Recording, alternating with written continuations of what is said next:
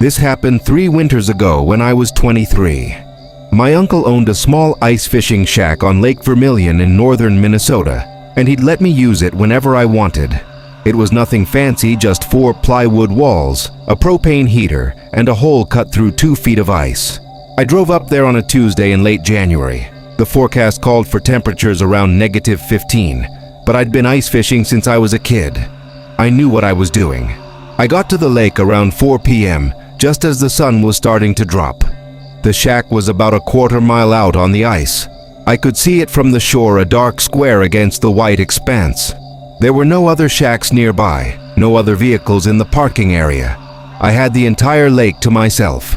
The walkout was brutal. Wind came straight across the ice with nothing to stop it. By the time I reached the shack, my face was numb. Inside, I got the heater going and set up my gear. The hole was already cut. My uncle had been out the week before. I dropped my line and settled in with a thermos of coffee and my phone. Around 6 p.m., when it was fully dark, I heard something outside. Footsteps. Not walking, running. They circled the shack once, fast, then stopped. I froze. My heart was slamming against my ribs. I waited for a knock, for a voice, for something. Nothing came. I told myself it was the ice settling. That happens sometimes. The ice shifts and makes weird noises. But I knew what footsteps sounded like. I knew what I'd heard. After about 5 minutes, I worked up the courage to crack the door open. The ice stretched out in every direction, flat and empty. The moon was nearly full, bright enough that I could see clearly for at least 100 yards. There was nothing out there. No person, no animal, no tracks. I shut the door and locked it. My hands were shaking. At 7:30, it happened again. Same thing. Running footsteps circling the shack. This time they went around twice before stopping. I grabbed my phone and turned on the flashlight, pointing it at the door. "Who's there?" I called out. Silence. Then, right outside the door, I heard breathing. Deep, labored breathing, like someone who'd just finished sprinting. "I have a gun," I lied. My voice cracked. The breathing continued for maybe 30 seconds. Then the footsteps started again, running away from the shack.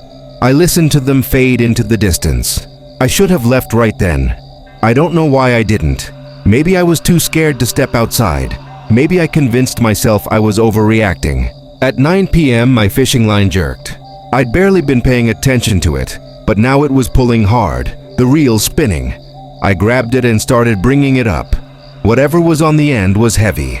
When it broke the surface, I nearly dropped the whole setup. It was a hand, a human hand, severed at the wrist, with my hook caught through the palm. I staggered backward, hitting the wall. The hand slid off the hook and disappeared back into the hole. That's when I heard the breathing again, right outside the door. But this time, there was whispering too.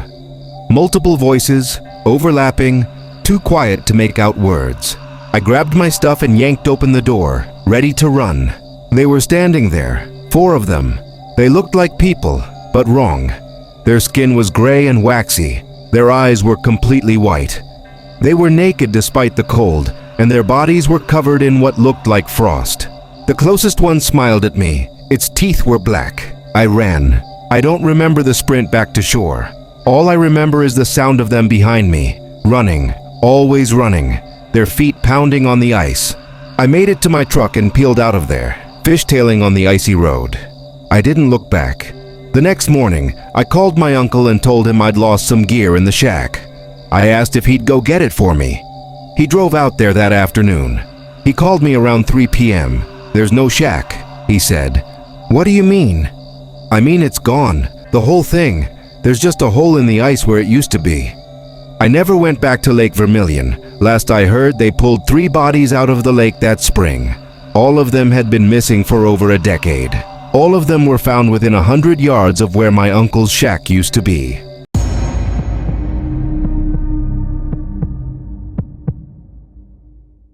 This happened last March at Whiteface Mountain in the Adirondacks. I was there with 3 friends from college, my roommate Tyler, his girlfriend Becca, and my friend Marcus. We'd planned this trip for months. None of us were expert skiers, but we could handle intermediate slopes without embarrassing ourselves. We got there on a Friday afternoon.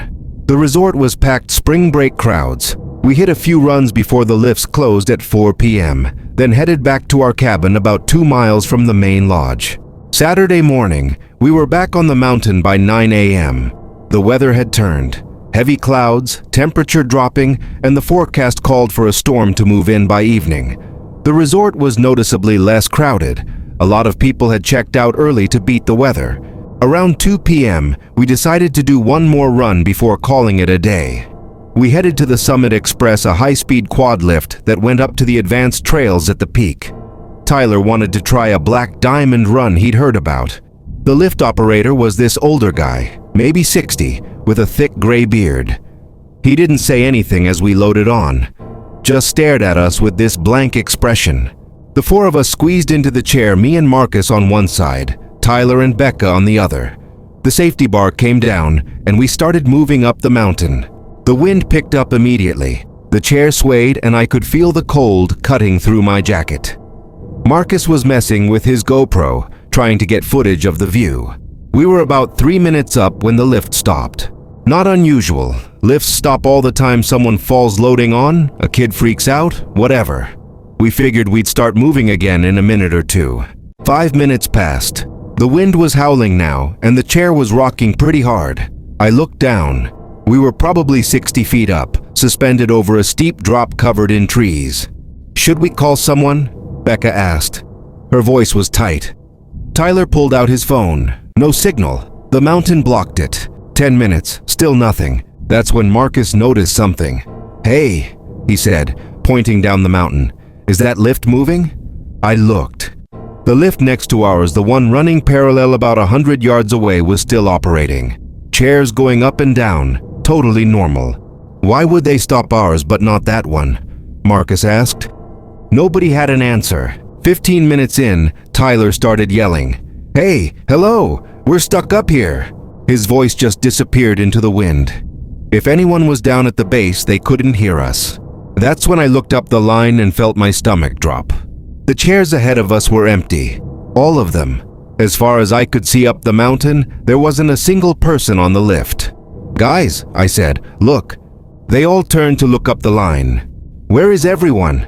Becca whispered. I turned around to look down the mountain. Same thing. Every chair behind us was empty. We were the only ones on the entire lift. "That's not possible," Tyler said. "There were people loading on right after us. I saw them." But the chairs were empty. 20 minutes passed. Then 30. The temperature was dropping fast, and the wind was getting worse. My fingers were going numb even inside my gloves. Marcus tried using his GoPro to signal for help, waving it around, but there was no one to see it. At the 40-minute mark, Becca started crying. "We need to jump," she said. "We're 60 feet up," Tyler said. "We'll break our legs, maybe worse." "So we just sit here and freeze to death?" "They'll come get us. They have to." But nobody came. An hour in, I noticed something weird. The chair behind us, the one that had been empty, wasn't empty anymore. There was someone sitting in it. "Do you guys see that?" I said, pointing. They all turned. A figure sat in the chair, perfectly still. They were wearing dark clothing and a ski mask. I couldn't make out any features. "Where the hell did they come from?" Marcus said. We'd been watching the chairs. Nobody had been there a minute ago. "Hey!" Tyler yelled at them. "Do you have a phone? Can you call for help?" The figure didn't move, didn't even turn toward us. "Maybe they're asleep," Becca said, but her voice said she didn't believe it. We watched the figure for 5 minutes. They didn't move at all. No shifting, no fidgeting, just sitting there like a mannequin. Then slowly they turned their head toward us. Even from 30 feet away, I could feel them staring. "This is fucked up," Marcus said. "This is really fucked up." The figure raised one arm and pointed at us. Just held it there, finger extended. My heart was pounding. "We need to get off this lift, now." "How?" Tyler said. I looked down. We were over a section that was mostly powder, not many trees. Maybe 20 feet of drop under us now the terrain had risen as we'd climbed. "We jump here, it's not as far." "Are you insane?" Becca said. "Look at that thing," I said, nodding toward the figure. "Does this feel right to you? Does any of this feel right?" The figure had lowered their arm. They were just staring again. Tyler looked at me, then at the figure, then down at the snow. "Okay," he said. "Okay, we go on 3. We lifted the safety bar. The wind immediately hit us harder, and the chair swayed. 1, Tyler counted. The figure stood up in their chair. 2, they started climbing over the safety bar. 3, we jumped. I hit the snow hard and rolled. Pain shot through my ankle, but I scrambled to my feet. The others were getting up around me. Marcus was limping. Tyler was helping Becca up. I looked up at the lift. The figure was gone. Their chair was empty again. We didn't speak. We just started making our way down the mountain, staying in the trees, moving as fast as we could. It took us almost 2 hours to get to the base. By the time we got there, the lifts had closed for the day. The parking lot was nearly empty. We found a resort employee in the main lodge and told him what happened. He looked at us like we were crazy. "The Summit Express has been closed all day," he said. "Mechanical issue. There was a sign at the bottom." "That's impossible," Tyler said. "We were just on it. We were stuck for over an hour." The guy shook his head. "I've been here since 8 a.m. That lift hasn't run once today." He walked us outside and pointed up the mountain. The Summit Express sat completely still, chairs empty, half covered in snow. "See? Not running. Hasn't run all day." We left the resort that night. Didn't even stay for our second day. None of us talked much on the drive home. I looked up the Summit Express when I got back to campus. Found an article from 15 years ago about a lift operator who died there. Heart attack while running the lift solo during a storm. By the time they found him, he'd been dead for 3 hours, but the lift had kept running. 4 people had been trapped on it in a blizzard. They didn't find the bodies until spring. The article included a photo of the lift operator. Gray beard, blank expression, same guy who'd loaded us onto the lift. I haven't been skiing since.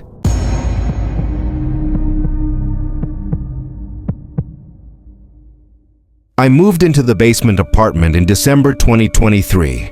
I was 19, working at a coffee shop, and it was all I could afford. The house was in Burlington, Vermont, one of those old Victorians split into 3 units. An elderly couple lived on the first floor, a grad student had the second floor, and I got the basement. The landlord, Mrs. Chen, seemed nervous when she showed me the place. She kept apologizing for how dark it was, how the ceiling was low, how there was only one small window near the top of the wall.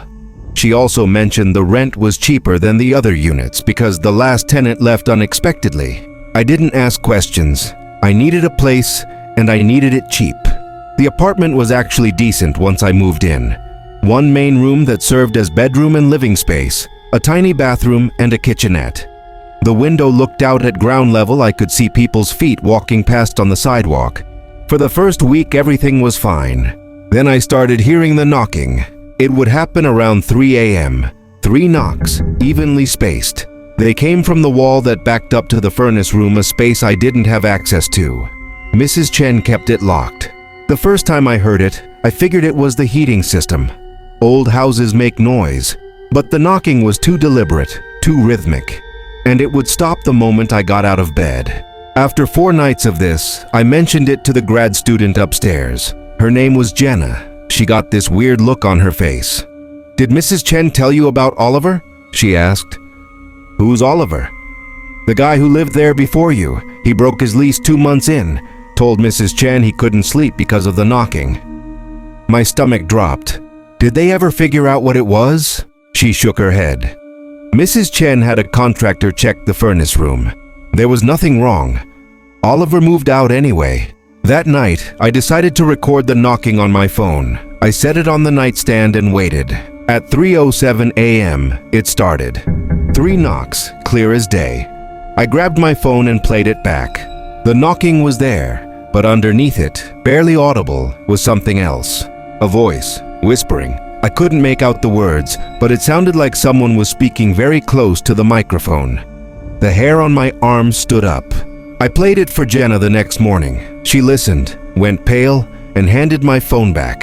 "You need to move out," she said. "I signed a 6-month lease. I can't afford to break it."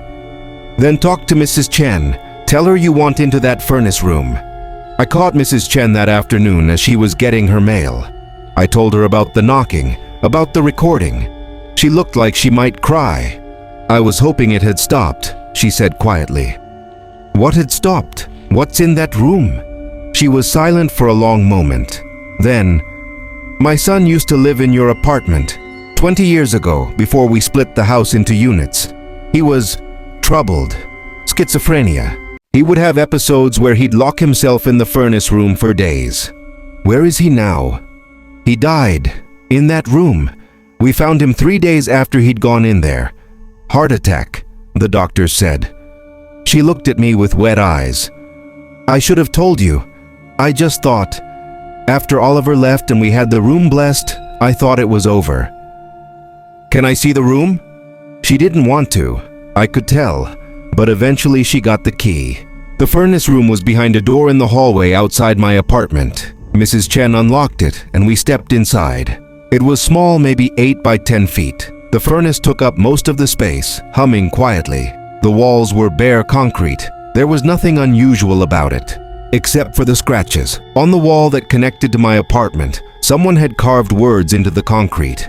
Deep gouges like they'd used a screwdriver or a knife. It must have taken hours. The words repeated over and over, covering the entire wall. Let me out, let me out, let me out, let me out. Jesus Christ, I whispered. Mrs. Chen was crying now. He did that during his last episode, before he died. We tried to cover it, but the paint wouldn't stick. I stared at the wall. The knocking. It's coming from here. I know. That night I stayed at a friend's place. I couldn't bring myself to sleep in that apartment. But the next day, I had to go back. All my stuff was there. When I unlocked my door, I immediately knew something was wrong. The temperature had dropped. My breath came out in clouds. And the smell, God. The smell. Like something rotting. Every drawer in my kitchenette was open. The bathroom door was ajar. My closet door was wide open. And on the wall where the knocking came from, someone had written in what looked like condensation. I called Mrs. Chen, told her I was leaving and wouldn't be paying another month's rent. She didn't argue. I moved my stuff out that afternoon.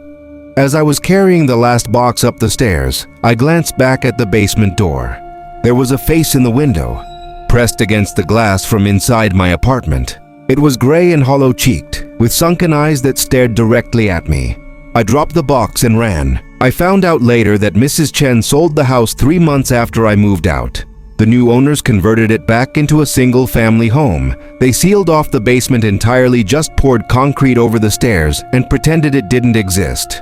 Last I heard, they're trying to sell. It's been on the market for 8 months. Nobody wants it. And sometimes, late at night, I still wake up at 3 a.m. I don't hear knocking anymore, but I can feel something standing next to my bed, just out of sight, watching, waiting.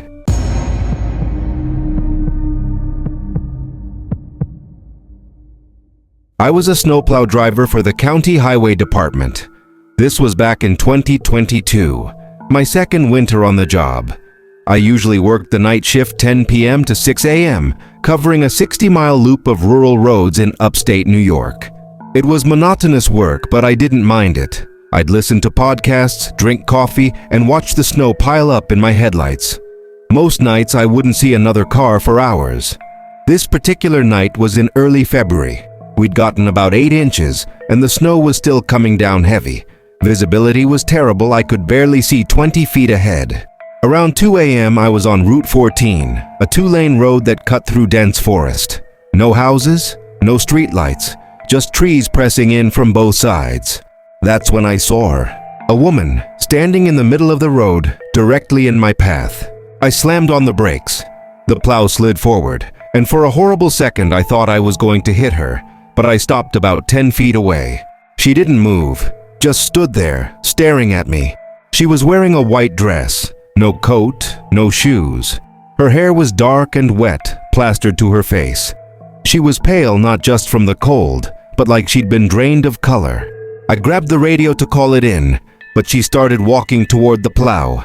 Her movements were off, jerky, like a puppet. She reached the front of the plow and pressed both hands against the blade. Then she smiled. I hit the gas and swerved around her, not stopping until I was a good quarter mile down the road. My hands were shaking so bad I could barely hold the wheel. I radioed dispatch, told them there was someone on Route 14 who needed help. They said they'd send a deputy to check it out. I kept plowing. I had to finish my route. 30 minutes later, I came to a section of Route 14 I'd already cleared. I'd driven this stretch less than an hour ago. The woman was standing in the road again. Same spot, same position, like she'd never moved. This time I didn't stop. I drove straight past her, watching in my side mirror as she turned her head to follow me. At 4 a.m., dispatch radioed me. The deputy had checked Route 14. Nobody there.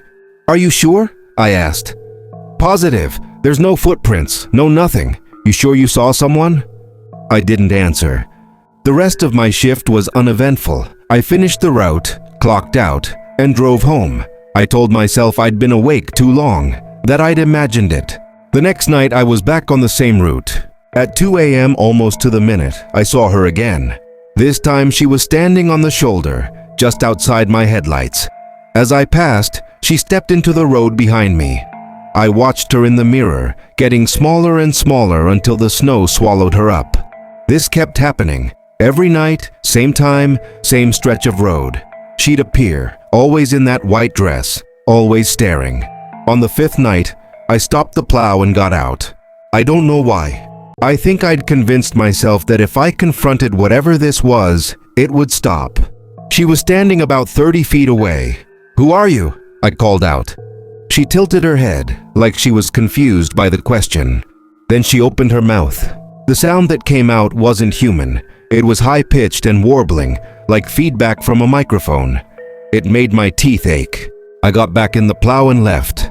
The next day, I went to the county records office. I asked if there'd been any accidents on Route 14 in the past few years. The clerk pulled up the database and found one. 4 years ago, a woman named Sarah Dunlap had died there. Her car had slid off the road during a snowstorm and hit a tree. She'd been ejected through the windshield. They didn't find her body until the snow melted in April. The clerk showed me her driver's license photo. It was her. Same face, same dark hair. I quit the next day. Told my boss I was moving out of state for family reasons. The thing is, I still drive past Route 14 sometimes. I can't help it. It's the fastest way to get to my parents' house. Last winter, I went through there during a snowstorm.